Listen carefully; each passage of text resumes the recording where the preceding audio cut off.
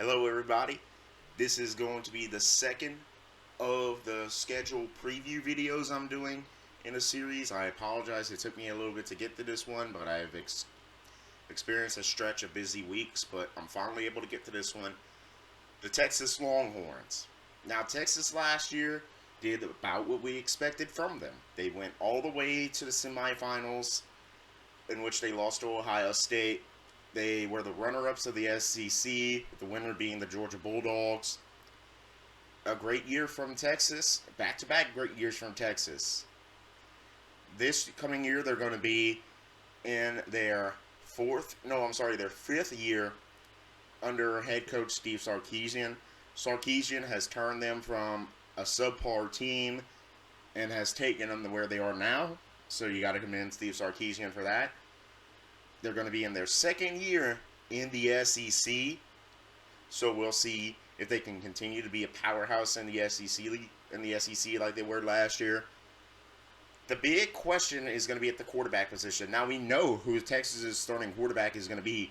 It's going to be Arch Manning. The question is, how does he perform?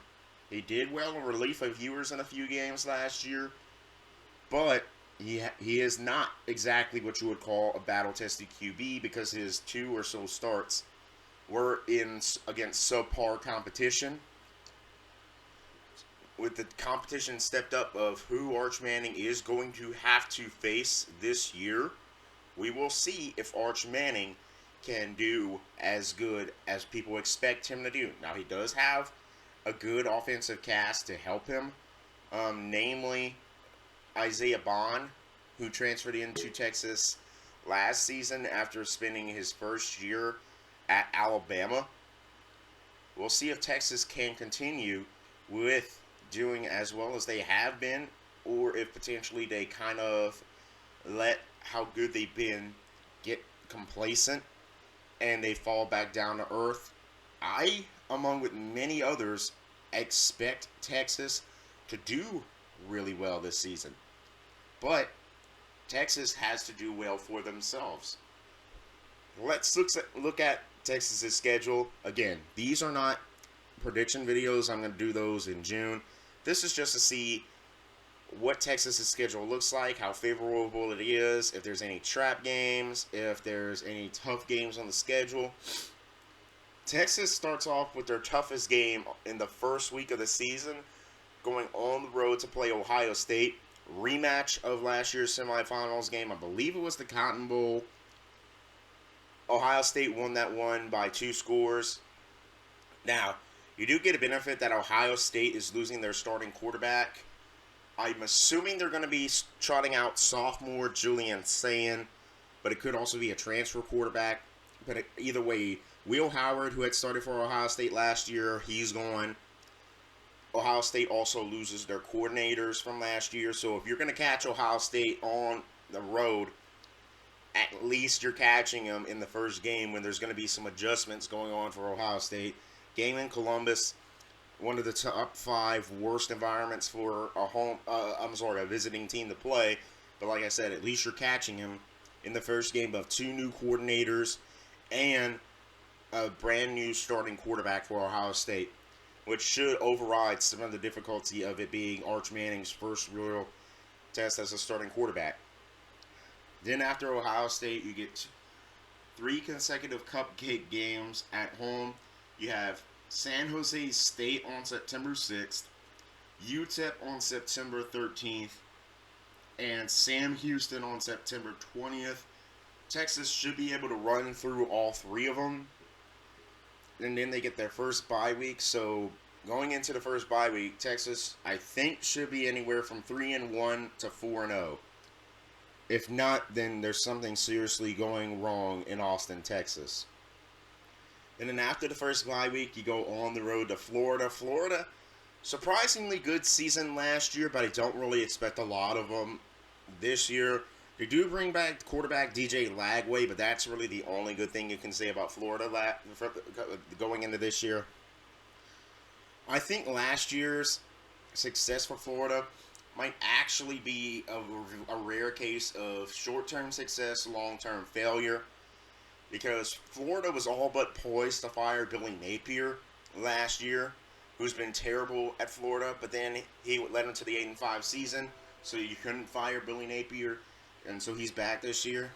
I don't really expect a lot from Florida this year.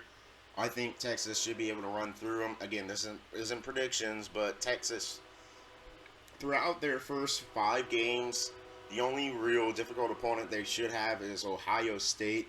And then after that, you go to Dallas, Texas to face your main rival, the Oklahoma Sooners.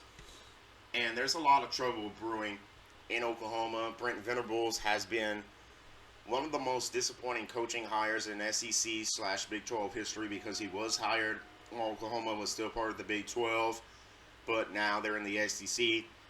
They went 6-6 last year. They also lose a lot. They're losing Jackson Arnold, who basically got ran out of town. But the quarterbacks Oklahoma had on the roster aren't that great either. They do bring in a transfer from Washington State, but I'm not expecting a lot out of him either. This one favors Texas a lot more, but you have to keep in mind, we've seen some of the worst Oklahoma teams upset some of the best Texas teams, and vice versa as well. We've seen some of the worst Texas teams upset the best Oklahoma teams, because that's what this rivalry is. There's a reason why it always seems to get a featured spot anytime it's played, no matter how bad one of the two teams is and how good the other team is, because this rivalry is one of the most exciting in college football.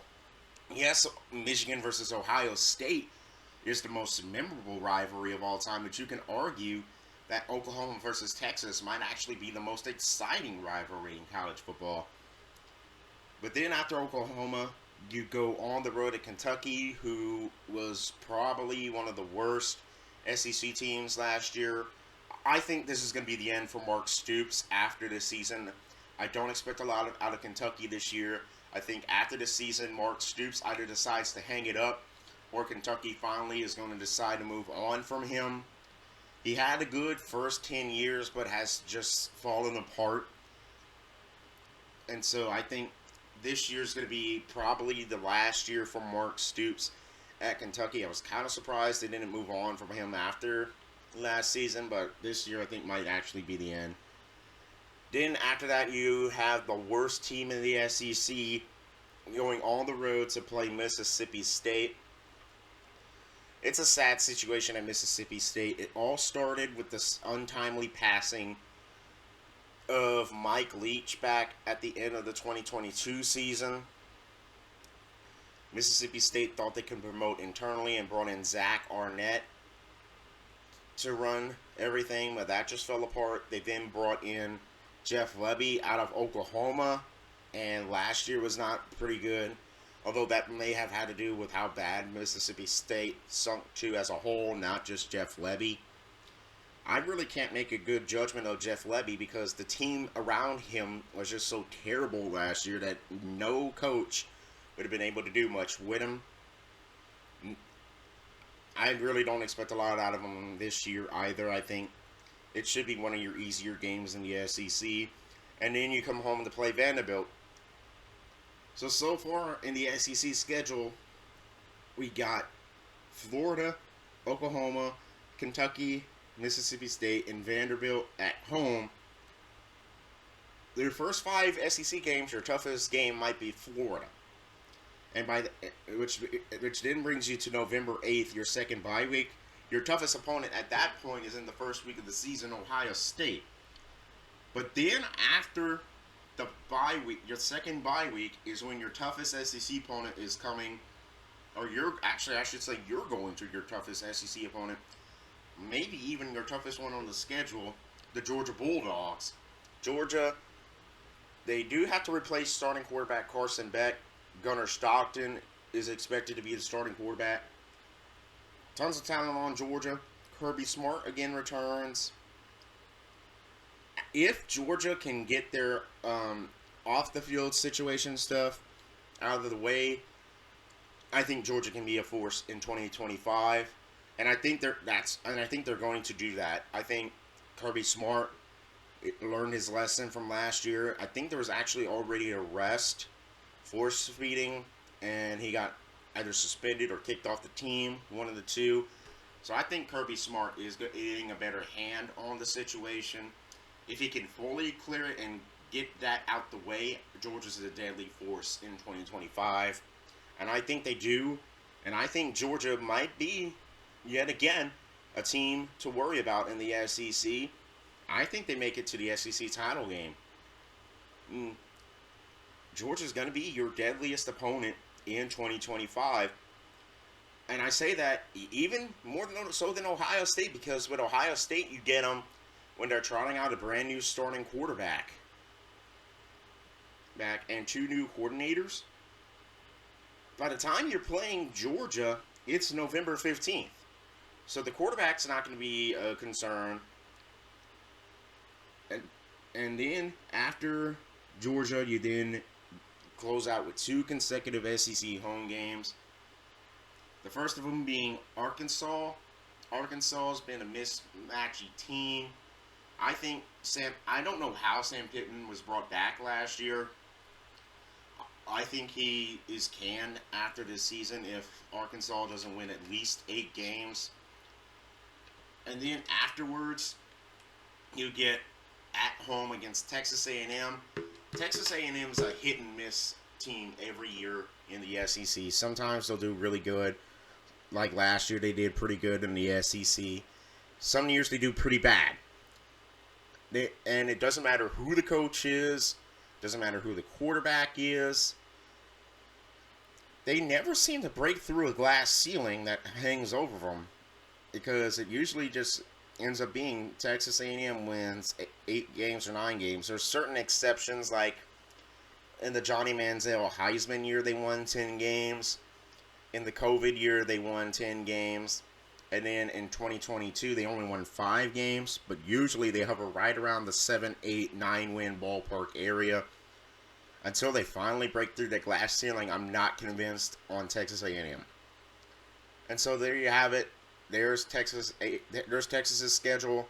I think your toughest opponents, week 1 on the road against Ohio State, and November 15th when you have to go on the road to Georgia.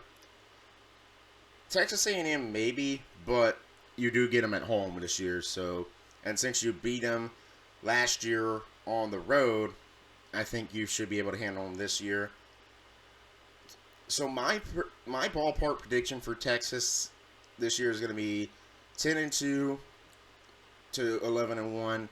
I do think they trip up either to Ohio State and/or to Georgia. I don't think they go undefeated.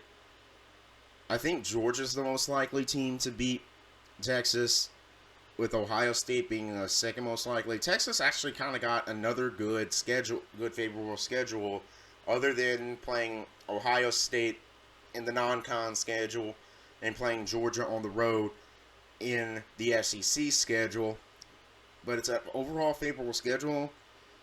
If you are a team that's that your goal every year is to make the playoffs, this is a favorable schedule for Texas, as long as you don't screw up. Anyway, that's my schedule preview of the Texas Longhorns. I'm going to try to get the next one out today. If not, you may have to wait until midweek or next weekend for it to come out. But the next team is going to be the Alabama Crimson Tide.